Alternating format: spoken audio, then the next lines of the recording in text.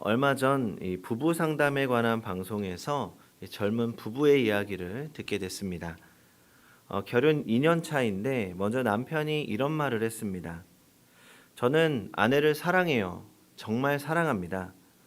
그런데 왜 아내는 제가 사랑하지 않는다고 할까요? 그래서 진행하는 목사님이 물었습니다. 어떻게 사랑을 표현하세요? 남편은 당당하게 대답합니다. 말로 자주 사랑한다고 해요. 기념일도 챙기고 선물도 사주고. 그런데 아내의 대답은 달랐습니다. 남편이 사랑한다는 말은 자주 해요. 그런데 설거지는 한 번도 해준 적이 없어요.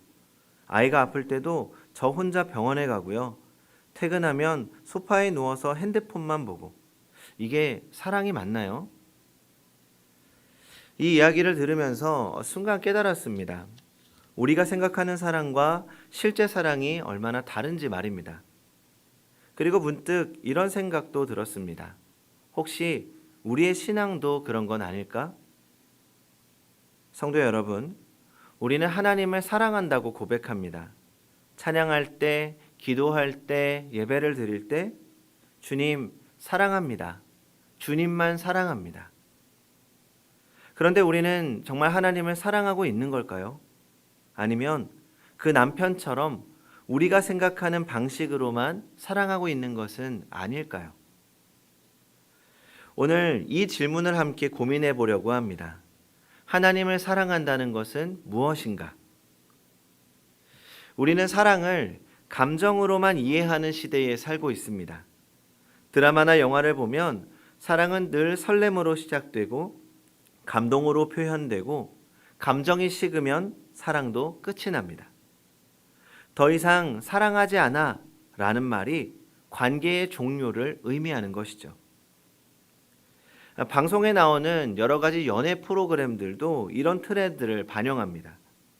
연애 드라마 같은 사랑을 하고 싶어, 하트 시그널, 솔로 지옥, 이런 연애 리얼리티 프로그램들을 보면 며칠 만에 마음이 바뀌고, 아니 몇 시간 만에 마음이 바뀌고 순간의 감정으로 상대를 선택하고 더 나은 조건의 사람이 나타나면 언제든 마음을 쉽게 바꾸는 모습이 당연하게 그려집니다. 안타깝게도 이런 사랑에 대한 이해가 신앙에도 스며들고 있는 것 같습니다.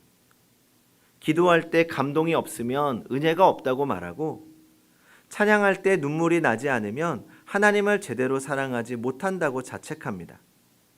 예배 후에 감격이 없으면 오늘은 예배 공쳤다고 실망합니다. 그런데 예수님은 이렇게 말씀하십니다. 요한복음 14장 15절입니다. 너희가 나를 사랑하면 나의 계명을 지키라. 여기서 사랑하면이라는 단어를 주목해 보십시오. 헬라어로 아가파오라고 합니다. 이 단어는 감정적 끌림을 의미하는 에로스나 우정을 의미하는 필리아와는 좀 다릅니다. 아가파오는 의지적 결단을 통한 사랑을 의미합니다. 감정이 있든 없든 기분이 좋든 나쁘든 선택하는 사랑입니다. 또 요한복음 14장 23절을 보면 나를 사랑하는 자는 내 말을 지키니 라고 합니다. 예수님께서 하나님의 사랑의 증거로 제시하신 것은 감정이 아니었습니다. 순종입니다. 말씀을 지키는 것, 계명을 행하는 것입니다. 그렇다면 하나님을 사랑한다는 것은 구체적으로 무엇을 의미할까요? 오늘 본문 중에서 요한일서 4장 20절과 20절이 이 명확한 답을 주고 있습니다. 우리 한번 본문을 같이 20절, 21절 같이 읽어보겠습니다. 시작. 누구든지 하나님을 사랑하노라 하고 그 형제를 미워하면 이는 거짓말하는 자니 보는 바 그 형제를 사랑하지 아니하는 자는 보지 못한 바 하나님을 사랑할 수 없느니라. 우리가 이 계명을 주께 받았나니 하나님을 사랑하는 자는 또한 그 형제를 사랑할지니라. 아멘. 사실 충격적인 말씀이죠. 요한은 이웃을 사랑하지 않으면서 하나님을 사랑한다고 말하는 것을 거짓말이라고 표현합니다. 왜일까요? 당시 헬라 문화에서 이 보다라는 동사는 단순히 시각적으로 보는 것이 아니라 경험하다, 관계하다라는 의미였습니다.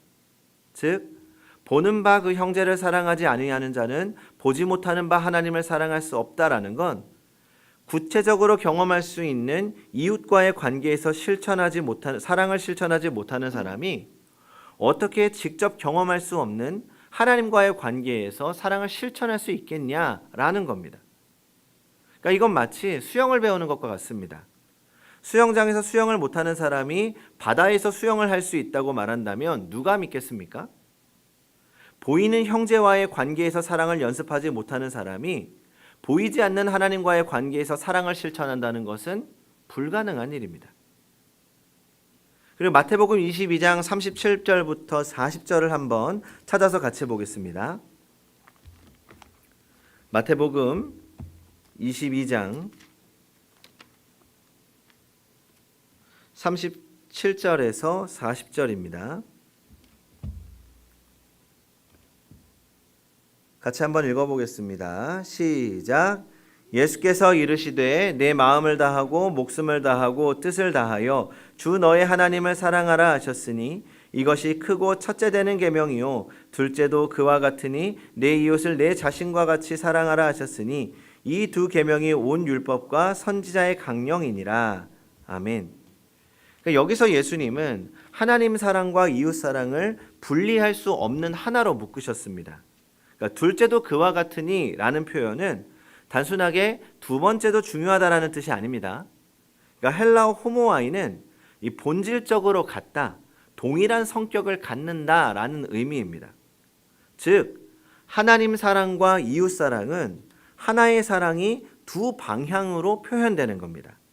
그러니까 마치 동면의 양면과 같은 거죠. 한쪽만으로는 온전한 동전이 될 수 없습니다. 그리고 이 37절에 마음을 다하고 목숨을 다하고 뜻을 다하여 라는 표현도 한번 주목해 보십시오. 마음, 이 카르디아는 감정의 중심, 목숨은 푸시케는 생명 자체, 뜻, 디아노이아는 이성과 의지를 의미합니다. 그러니까 하나님 사랑은 전인격적 사랑입니다. 감정과 의지로만 되는 것이 아니라 온 존재로 사랑하는 것을 말하는 것이죠.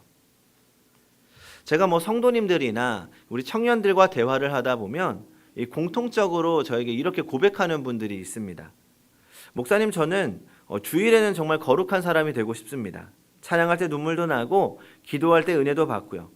그런데 월요일 날 회사에 가면, 월요일에 학교에 가면 완전히 다른 사람이 돼버립니다. 욕도 하고 거짓말도 하고 동료들과 다툼도 하고. 그런데 이게 제가 정말 하나님을 사랑하는 게 맞는 걸까요? 다른 누군가의 고백이 아니라 우리의 신앙적 갈등 속에서 일어나는 고백인 것이죠. 이 고백에서 우리가 발견할 수 있는 것은 장소에 따라 달라지는 신앙, 상황에 따라 변하는 사랑일 수 있다는 겁니다. 예배당 안에서는 뜨겁지만 예배당 밖에서는 차가운 사랑. 이것이 과연 예수님이 말씀하신 하나님 사랑일까요? 그렇다면 온전한 하나님 사랑은 어떤 모습이라고 생각하십니까? 우리는 하나님 사랑을 네 가지 차원으로 생각해 볼 수 있을 것 같습니다. 첫 번째로 하나님과의 친밀한 관계입니다. 예배, 기도, 찬양, 말씀, 묵상, 이것들은 하나님 사랑의 기초입니다. 마치 연인이 함께 시간을 보내는 것처럼 하나님과 깊은 사랑의 교제를 나누는 것이죠. 이것이 없이는 진정한 사랑이 시작될 수 없습니다. 둘째로 말씀에 대한 순종입니다. 앞서 본 요한복음 14장 15절의 핵심이죠. 내 뜻이 아니라 하나님의 뜻을 선택하는 것. 내 방식이 아니라 하나님의 방식을 따르는 일입니다. 이것은 일상의 작은 선택에서부터 인생의 큰 결정까지 모든 영역에서 일어나야 합니다. 그래서 우리는 일상의 아주 작은 것부터 순종하는 연습을 해보아야 하는 것이죠. 셋째로 교회 공동체를 사랑하는 겁니다. 교회는 그리스도의 몸이고 하나님의 가족입니다. 교회를 사랑하지 않으면서 하나님을 사랑한다고 말할 수는 없습니다. 하지만 주의할 점이 있습니다. 교회 사랑이 교회 안에서만 머물러서는 안 된다는 거죠. 그래서 넷째로 이웃을 사랑하는 것입니다. 그리고 이것이 우리가 놓쳤던 보석입니다. 가정에서, 직장에서, 학교에서, 일상의 모든 관계 속에서 하나님의 사랑을 아주 작은 것부터 실천하는 겁니다. 이것이 하나님의 사랑을 완성시키는 부분입니다. 성도 여러분, 하나님 사랑은 예배당 안에서만 증명되지 않습니다. 예배당을 나선 후부터 진짜 사랑이 시작됩니다. 예배를 마치고 집에 가는 길, 지하철에서 임산부에게 자리를 양보하는 것도 하나님 사랑입니다. 직장에서 부당한 일을 당해도 정직을 포기하지 않는 것이 하나님 사랑입니다. 가정에서 아무리 화가 나도 가족에게 상처 주는 말을 하지 않으려고 노력하는 것이 하나님 사랑입니다. 그러면 오늘부터 이런 사랑의 도전을 시작해보면 어떨까요? 아침에 일어나서 하루를 계획할 때 하나님을 사랑하기 때문에 오늘 나는 이라는 문장을 한번 만들어 보십시오. 하나님을 사랑하기 때문에 오늘 나는 가족들에게 따뜻한 말을 하겠다. 하나님을 사랑하기 때문에 오늘 나는 어려운 일이 있어도 정직함을 택하겠다. 하나님을 사랑하기 때문에 오늘 나는 힘든 동료를 위해 기도하고 도와주겠다. 작은 것부터 실천해 보십시오. 엘리베이터에서 문을 열고 기다려주는 것, 마트에서 계산할 때 점원에게 수고하세요 라고 따뜻한 한마디를 건네는 것, 집에서 쌓여있는 설거지를 먼저 해주는 것, 이 모든 것이 우리가 일상 속에서 실천할 수 있는 하나님 사랑의 실천입니다. 그러면 우리 행복한 교회 올해 표어처럼 하나님의 사랑을 함께 누리는 교회는 어떤 모습일까요? 우리가 사는 시대는 핵가족도 옛말이 되고 핵개인, 초개인주의 시대라고 말합니다. 각자 도생, 혼자 잘 사는 것이 최고의 가치가 된 시대죠. 그런데 우리가 믿는 하나님은 혼자 계신 분이 아닙니다.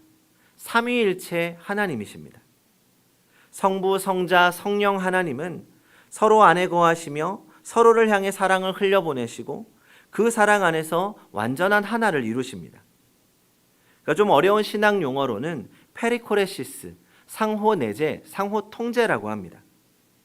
그 하나님께서 우리도 그렇게 살기를 원하십니다.